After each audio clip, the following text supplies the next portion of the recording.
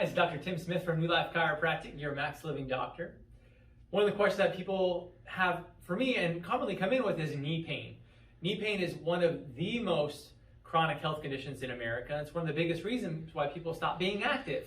Certainly we want to get to the cause of the issue, and we don't want to be treating the condition with over-the-counter pain medications like ibuprofen or Advil or Tylenol. And we certainly don't want to be getting knee replacements, knee surgery, knee injections that don't really work a lot of times, are really strong painkillers. And most importantly, we don't want to lose the things that we love in quality of life. The first thing with knowing exactly what's going on is you want to get to the source. As a corrective care chiropractor, one of the most common causes of knee pain is subluxation of the pelvis and lower back. Most people don't know this, but the nerves in your lower back actually go down into your legs, knees, and feet, and they regulate function, oxygen blood flow, and nerve supply to this area. Also the pelvis, if your pelvis is tilted or out of balance in any way, it's actually changing the biomechanics of your lower extremity. It's going to put more stress on the hip, on the knee, on the foot, and can even lead to degeneration and injuries over time. So the first thing you want to look at is get to the primary cause. Make sure your pelvis, your spine, and your nervous system is being checked by a corrective care chiropractor, which means exams, which means x-rays, and that there's a plan to actually resolve the issue. If you're already under regular chiropractic care and these things are being addressed and you're still having knee problems, there may be a primary knee issue. And the exercises and stretches I'm going to show you today can also be used preventatively to prevent knee problems, especially if you're active with walking, running, regular exercise, sports, to prevent injury, recover faster, and perform at a higher level. So the first exercise we're going to be doing is leg lifts lying on the floor. Now this exercise is specifically designed to strengthen the quad muscles that help support what's going on here in the knee. So when you do this, you're going to lie on your back, and you're going to slowly lift your leg up all the way and hold to a count of 5. 2, 3, 4, 5. And we're going to slowly lower. And we're going to do the same thing to the other side. The key here is that you're really contracting this muscle in your leg. You're not just lifting your leg, you're also extending your leg right here through this quad muscle. So you should feel it through here, holding for that 5 seconds and coming right back down. Now you want to start with doing one set of 4 of this.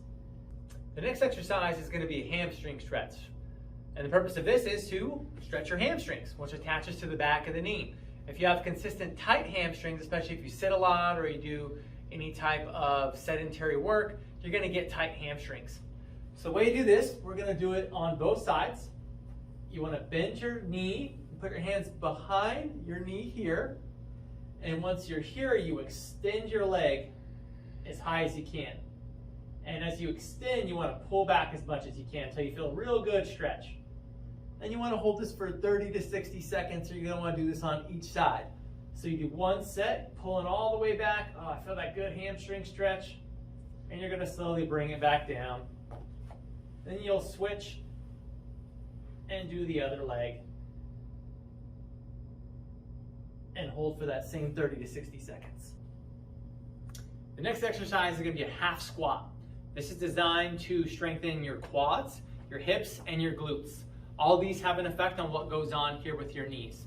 So when you do this, what you want to do is put your hands straight out in front of you, and you're going to come to a half squat like you're getting ready to sit in a chair.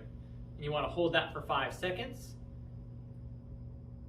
and slowly come back up. If your balance isn't good enough to be able to do that, you can grab a chair.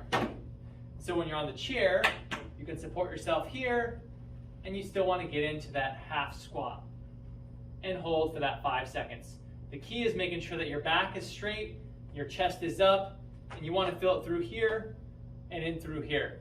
You want to work up to 10 repetitions, and ideally doing 3 sets of these 10 repetitions to really strengthen all these areas through here and better support the function of your knees. The next exercise is to further strengthen your quads, hips, and glutes, and it's a more advanced move than the half squat. This one, you're going to do a 1-leg half squat. So now you definitely want to have a chair or something to balance. Some people may need 2. But when you're on here, is you want to lift one leg about 6 to 12 inches off the ground. And then with the other leg, you're going to dip down, get into about that half squat. And you're going to want to hold this for that same 5 seconds. And then come back up. And you're going to go to the other side lifting your leg up, half squat, keeping your chest up, keeping your back straight, and you're going to come back up. Now you want to do 3 to 4 repetitions of this, and again try to work up to 3 sets.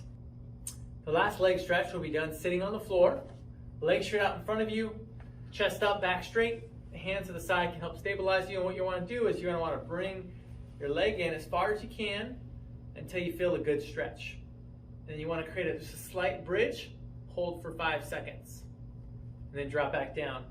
You're going to go back down, and you're going to do it with the other leg.